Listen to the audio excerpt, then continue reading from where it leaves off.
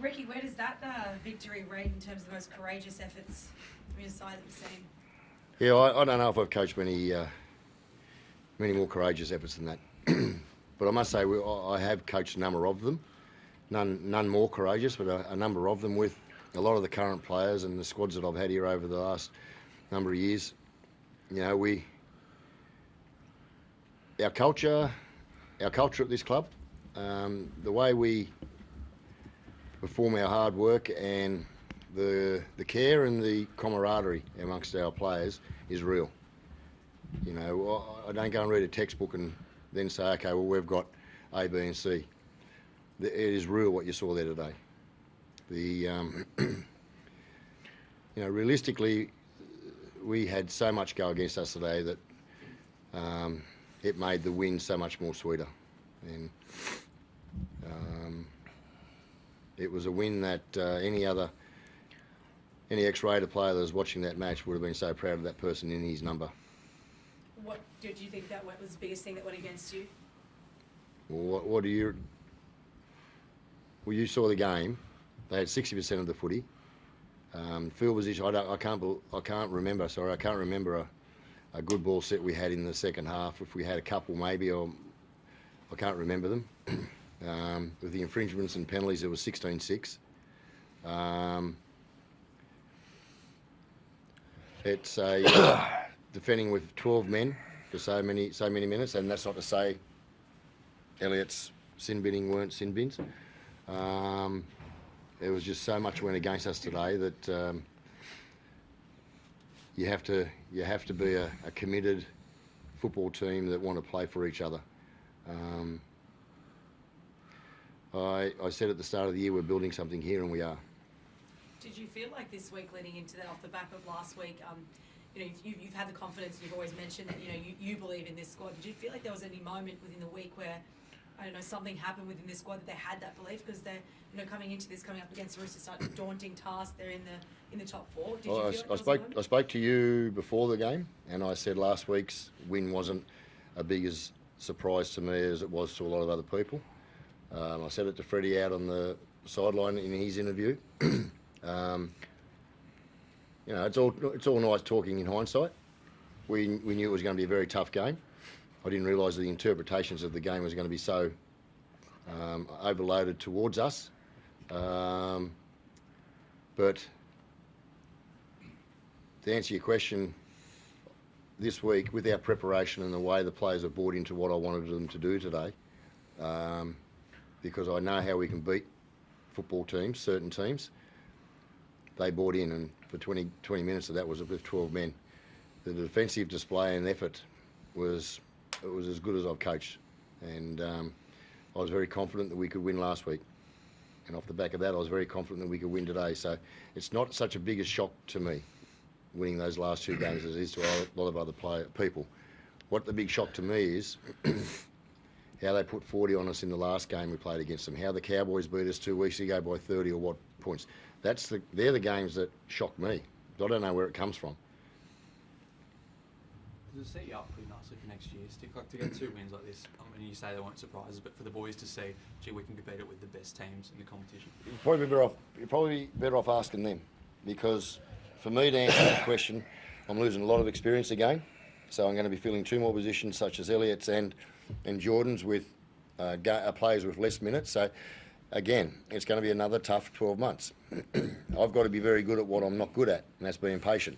And unfortunately, I'm not the best at it, but we've had a vision here as a club that we have to build a football team to be competitive going into the future. We find it hard to get marquee players, so we're building from the floor, from the ground up. And I hope that a lot of people see that we're doing that out there. Sorry, how satisfying was it to see that 2 weeks in a row? Because it hasn't always happened 2 weeks in a row, and you've knocked off Penrith and Roosters, 2 premiership contenders, and you won it with nothing but toughness. Yeah, it wasn't a talent thing. If it was down to talent, they should have beat us by 30. But it was down to who wanted to work the hardest. Same thing the week before, pretty much. Yep. Is that fair to say? It is. We haven't got the class of other teams. We've got to grow the class and the marquee player, and I think we've got players there that will one day be those players playing State of Origin international football. And that's where I say I've got to be patient, but it's hard because when you're competitive, you want to win each week.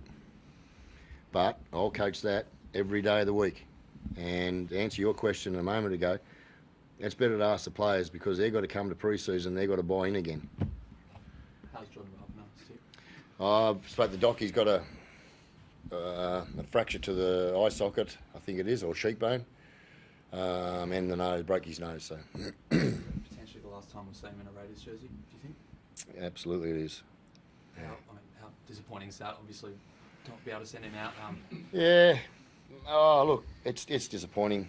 You know, we sent both the boys out last week in regards to our home game with Elliot and Jordan. We didn't really know Jordan was going.